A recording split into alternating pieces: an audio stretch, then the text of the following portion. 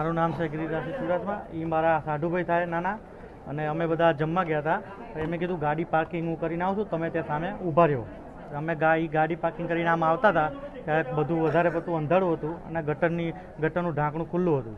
પછી ત્યાં અંદર અમે આજુબાજુ તપાસ કરી ત્યારે અમને ખબર નથી. આજુબાજુ તપાસ કરી જોઈ, 10 મિનિટ રાહ જોઈ, 15 મિનિટ રાહ જોઈ, તો હજુ કોઈ, અને ફોન કર્યો તો ફોન સ્વિચ ઓફ આવતો હતો. પછી અમે આજુબાજુ ગોઈતા બધા તોય ન મળ્યા. પછી ગટરનું ઢાંકણું ખુલ્લું હતું, તમે ટોર્ચ લાઇટ મારીને અંદર જોયું તો એમના બૂટ ઉપર તરતા હતા પાણીના અંદર.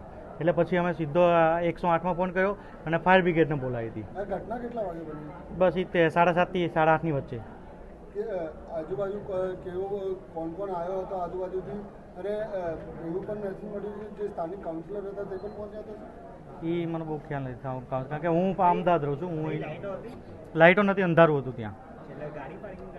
હા, ગાડી પાર્કિંગ કરવા ગયા હતા સામેની પાસે. શું કહેવા માંગુ છું, કોની બેદરકારીને કારણે અમારા સગામાં જે મૃત્યુ થયું છે, કોની બેદરકારી? એ જેમ કે જીઆજી સાહેબે કીધું કે ભાઈ ત્યાં મ્યુનિસિપલ કોર્પોરેશનની કે ઇન્ચાર્જની કે કલેક્ટર સાહેબની, એમ આ જવાબદારી કોઈકની ફિક્સ થવી જોઈએ. કારણ